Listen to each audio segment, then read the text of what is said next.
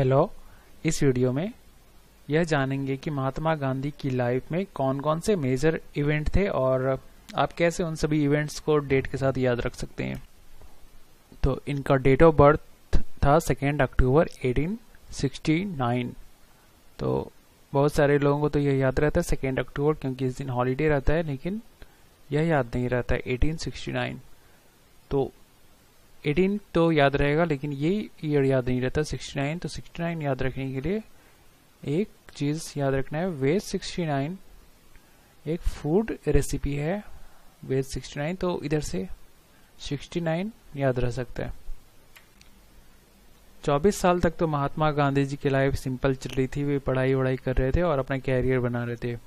Turning point आया 1893 में जब वे 24 साल के हुए। और वो टर्निंग पॉइंट क्या था? महात्मा गांधी जी को चांस मिला कहाँ जाने का? South Africa. तो साउथ अफ्रीका में एक लॉ फर्म में इनको एक जॉब मिला था। तो वहीं से इनका लाइफ चेंज होना स्टार्ट हुआ।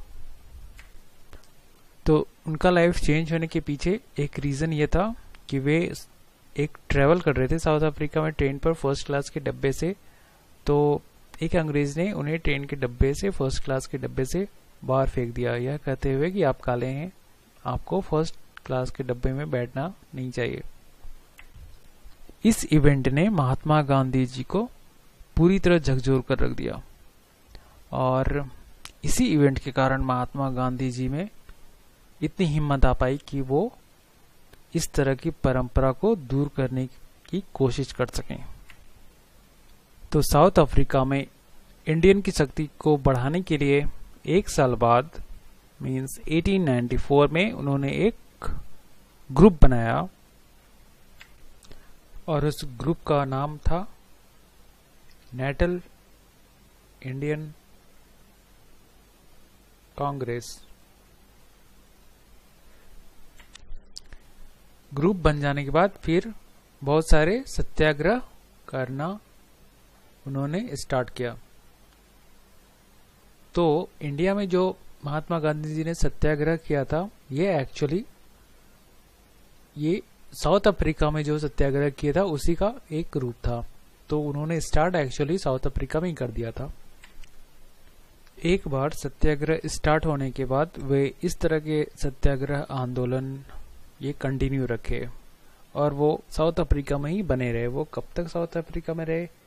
वो रहे थे 1915 तक, मतलब 22 साल लगभग वो साउथ अफ्रीका में रहे।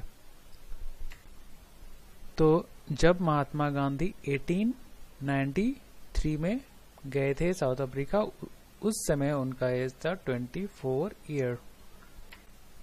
जब वे 1915 में वापस आए तो उनका एज हो गया 46 ईयर। 1915 को अगर याद रखना है तो अभी से 100 साल पहले जाना है और उसके अराउंड लगभग है। तो अभी 2016 है, 100 साल पहले 1916 और उसके अराउंड 1915, मतलब लगभग अब इस इवेंट को लगभग 100 साल 100 ईयर हो चुका है। जब महात्मा गांधी 1915 में वापस आए तो लोग पहले से ही इनको जानते थे। इनकी पॉपुलैरिटी पहले ही इंडिया में आ चुकी थी क्योंकि न्यूज़पेपर में इनके बहुत सारे न्यूज आते रहते थे। तो इंडिया में आने के 2 साल तक तो वो कुछ खास नहीं कर पाए, लेकिन 1917 2 इयर्स जब वे वापस आए उसके बाद, तो इसमें कुछ किसान, बिहार के चंपारण के कुछ किसान इन्हें बुलाए और उन्हें अपनी स्थिति दिखाई। तो उन्होंने बिहार में 1917 में बिहार में चंपारण में सत्याग्रह स्टार्ट किया और फिर सेम ईयर में उन्होंने साबरमती आश्रम भी इस्टेब्लिश किया। ये गुजरात में था। अभी तक महात्मा गांधी को इंडिया में पॉपुलैरिटी बहुत ज़्यादा फिर भी नहीं मिली थी। तो इनको सबसे ज़्यादा पॉपुलैरिटी कब मिली? इनको सबसे ज़्यादा पॉपुलैरिटी मिली 1920 में। वो कैसे? तो उन्होंने एक असहयोग आंदोलन स्टार्ट किया था। मतलब उनके इंडिया में आने के 5 साल के बाद आए थे वो 1915 में, और उन्होंने असहयोग आंदोलन स्टार्ट किया 1920 में। असहयोग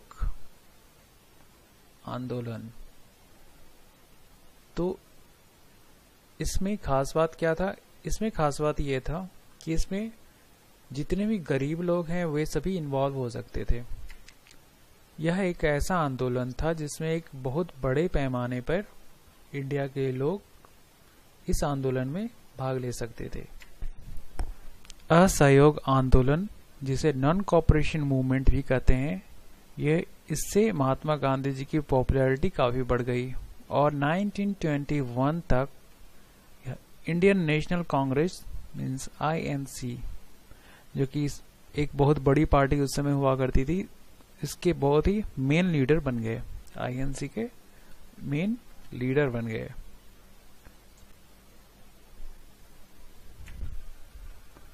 नाइनटीन 1921 से लेकर 1929 तक कुछ बहुत ही ज़्यादा खास नहीं हुआ था उस समय। अब जो भी मेन इवेंट होने वाला था वो इस साल होने वाला था। 1929 के दिसंबर मंथ में INC की कांग्रेस का जो सम्मेलन हुआ था लाहौर में, उसमें एक रिजोल्यूशन पास किया गया और वो रिजोल्यूशन था कंप्लीट इंडिपेंडेंस। मतलब अभी तक कोई कंप्लीट इंडिपेंडेंस की बात ही नहीं कर रहा था इसके पहले, सिर्फ इसके बाद ही कंप्लीट इंडिपेंडेंस के बारे में लोगों ने सोचना स्टार्ट किया। कंप्लीट इंडिपेंडेंस मीन्स संपूर्ण स्वराज्य। ये जो रिजोल्यूशन पास हुआ इसमें सिर्फ महात्मा गांधी का ही हाथ नहीं था, बल्कि और भी नेता थे जैसे जवाहरलाल नेहरू। तो उन सब ने मिलकर ये रिजोल्यूशन पास किया। तो 26 जनवरी 1930 काफी इंपॉर्टेंट है क्योंकि इसी दिन झंडा फहराया गया था इंडिया का सबसे पहले। उस समय इंडिया गुलाम ही था, लेकिन फिर भी कंप्लीट इंडिपेंडेंस का झंडा फहराया गया था। तो 2 महीने बाद मार्च में महात्मा गांधी जी ने एक और बहुत ही पॉपुलर काम किया था, और वो काम ये था कि उन्होंने एक बहुत लंबा मार्च किया था और उसको कहते हैं डांडी मार्च। इसे नमक सत्याग्रह के नाम से भी जाना जाता है। तो इस नमक सत्याग्रह में महात्मा गांधी और उनके कुछ फॉलोअर्स 390 किलोमीटर पैदल चल के तय किए। वो साबरमती आश्रम से लेकर डांडी नाम के एक गांव तक ट्रेवल किए, और वो भी 24 दिनों में। तो यह नमक सत्याग्रह गांधी जी को और भी ज्यादा पॉपुलर बना दिया, क्योंकि लोगों ने देखा कि गांधी जी बिल्कुल निडरता से आंदोलन करते हैं, उनको अपनी जान का जरा सा भी डर नहीं, और वे बिल्कुल हिम्मत से अंग्रेजों का जो नियम है उनको तोड़ने की क्षमता रखते हैं। 1930 में नमक सत्याग्रह करने के बाद 12 साल तक वो छोटे मोटे आंदोलन करते रहे, और 1942 में फिर एक बहुत ही इंपॉर्टेंट आंदोलन स्टार्ट किया। 8 अगस्त 1942 को कांग्रेस ने, सिर्फ गांधी जी अकेले नहीं थे, कांग्रेस भी उनके साथ था, कांग्रेस ने क्विट इंडिया मूवमेंट, जिसे भारत छोड़ो आंदोलन भी कहते हैं, स्टार्ट किया। तो यह आंदोलन एक भाषण से स्टार्ट हुआ। उस भाषण में महात्मा गांधी जी ने डू और डाई का नारा दिया। यह भाषण मुंबई में हुआ था, और भाषण होने के बाद महात्मा गांधी को और इंडियन नेशनल कांग्रेस में जितने भी लीडर थे सभी को अरेस्ट कर लिया गया। यह खबर फैलते ही कि महात्मा गांधी और इंडियन नेशनल कांग्रेस के लीडर्स अरेस्ट हो गए हैं। पूरे इंडिया में बहुत ज़्यादा हिंसा फैल गई और यह आंदोलन अंग्रेज़ों के लिए बहुत ही एक चैलेंज बन गया। इस आंदोलन के बाद अंग्रेज़ों को इंडिया को कंट्रोल करना बहुत ही डिफिकल्ट हो रहा था, तो अल्टीमेटली उन्हें इंडिया को इंडिपेंडेंट करना ही पड़ा। और फिर 1947 में इंडिया आज़ाद हुआ और एक साल के बाद 1948 को महात्मा गांधी जी को नाथूराम गोडसे ने गोली से मारा। नाथूराम गोडसे ने महात्मा गांधी को इसलिए मारा क्योंकि उसे महात्मा गांधी जी की अहिंसा की नीति पसंद नहीं थी। तो एक बार फिर से बता देते हैं कि इंडिया में महात्मा गांधी ने कौन कौन से बड़े बड़े आंदोलन किए थे। तो 1920 में नॉन कॉपरेशन मूवमेंट, 1930 में सॉल्ट सत्याग्रह और 1942 में क्विट इंडिया मूवमेंट।